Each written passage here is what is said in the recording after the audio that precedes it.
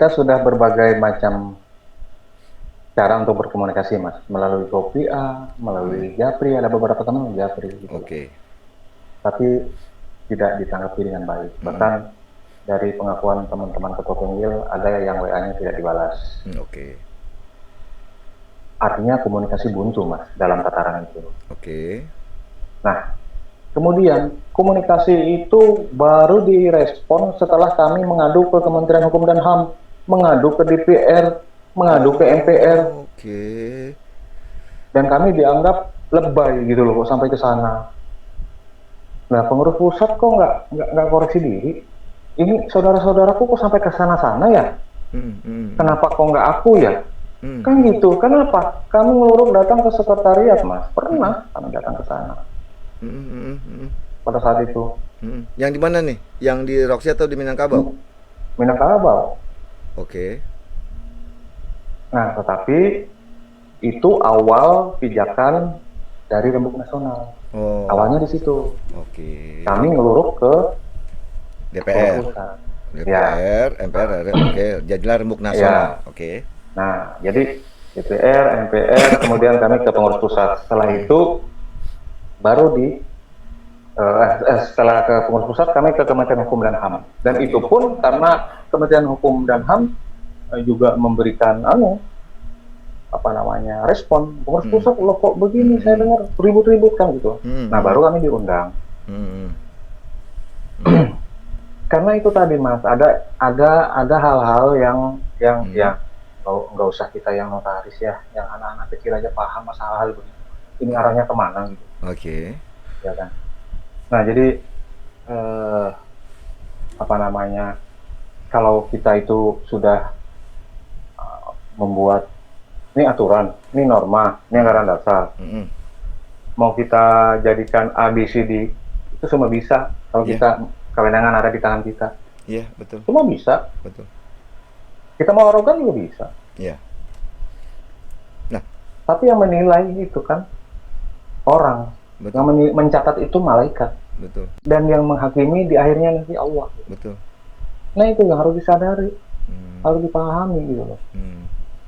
Perjuangan kami ini bukan perjuangan, maaf ya Mas ya, kita ketua PMB ini kan rata-rata tua semua umurnya, Mas. Pak Abang udah tua tuh? Artinya ya dari yang rata-rata itulah, rata-rata kan saya ngaku aja udah jadi badak nih. Iya kan? Nah, jadi kita menghindari hal-hal yang sifatnya ekstrim, Mas ya. Hal-hal yang sifatnya terlalu keras itu kita selalu upayakan komunikasi pendekatan. Nah, dengan niat, walaupun kadang-kadang yang namanya apalagi komunikasi itu bisa tensinya naik turun, itu dinamika lah ya. Naik turun tergantung situasi cuaca lah. Betul. Nah, tapi kalau kita itu kacamatanya untuk memberikan yang terbaik untuk organisasi dan anggota, saya yakin clear, Mas. Clear. Tapi kalau begitu kita tadi tidak netral, nah ini yang akhirnya jadi sulit, gitu loh. Dan itu kebaca semua, Mas. Kebaca semua. Nah, jadi justru mohon maaf lah, hal-hal seperti itu justru menurunkan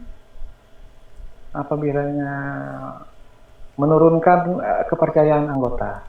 Nah, ini lebih berbahaya. Elektabilitas, nama baik, terus pencapaian yang bagus dulu, akhirnya ambruk karena hal-hal yang kurang manis di akhir jabatan. Betul. Setuju. Nah, Bang Kamro, boleh nggak saya tanya sedikit, kenapa tidak dilakukan pasal 21 ayat 2 huruf B pada saat itu? Setelah ini susah, tidak ada komunikasi, buntunya komunikasi, lanjut sampai mengadu ke bla bla bla bla. Kenapa tidak dilakukan? Padahal kan 2/3 itu kan bisa dilakukan oleh ketua-ketua Penggil. Pasal 21 ayat ayat 2 huruf B. Dalam artian untuk menyelesaikan kondisi saat ini. Betul, Mas. Makanya sekarang itu jangankan kita ya, hakim, polisi, penyidik pun kan sekarang lebih mengutamakan restoratif justice. Oke. Paham nggak? Paham, paham. Nah, jadi lebih baik kita menempuh jalan yang lebih smooth, kekeluargaan, musyawarah untuk mufakat. Karena ini karakter dasar kita, Mas, orang Timur. Iya, iya, iya. Orang yang punya budaya tata krama, gitu loh. Saling menghargai, tepos liro. Itu yang lebih kami utamakan. Oke. Kalau kami ingin menggunakan normatifnya, ya seperti itu tadi, Mas. Tapi apakah ujungnya itu akan baik kepada kita? Apa manfaatnya? Berapa banyak waktu yang dibuang? Berapa banyak uang yang dikeluarkan? Belum berdarah-darahnya lagi. Belum misalnya ada gugatan-gugatan lagi yang pakai ngancam-ngancam. Yang besar-besar badannya itu. Misalnya ya. Ya kan? Jangan sampai memalukan organisasi kita gara-gara kongres ada baku hantam, baku pukul, ya kan? Kalau saya badannya kecil, Mas, kalau dipukul orang yang gede badannya itu, wah saya mohon maaf aja saya nggak ikut lah yang gitu kan.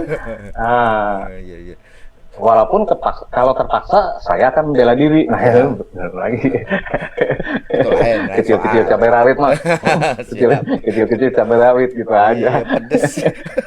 Nah, tapi kan dengan tidak dilakukannya pasal 21 ayat 2 huruf B itu kan kondisinya akhirnya sama juga, berlarut-larut juga, panjang-panjang juga, buang-buang waktu juga. Nah, itu tadi kami apa yang diutamakan, seperti yang saya katakan. Yang diutamakan itu apa dulu? Memang tidak ada yang instan, Mas. Karena apa? Kalau dua kubu ini masih keras, otomatis kita butuh waktu, Mas, untuk melunakkannya. Oke. Itu alamiah. Di mana-mana tidak bisa instan. Ya, butuh waktu. Nah, pertanyaannya sekarang, Anda mau mengorbankan waktu saja, atau Anda mau mengorbankan waktu, tenaga, biaya, dan pikiran? Pilih mana? Ya kita harus memilih yang realistis dong, Mas. Jangan emosional. Ya. Pikirkan akibatnya. Akibatnya akan terpecah, Mas, nanti. Kalau kami menggunakan 2/3 itu, Mas, akan ada 2 organisasi INI. Padahal itu yang kita hindari. Ingat itu, catat itu. Setuju.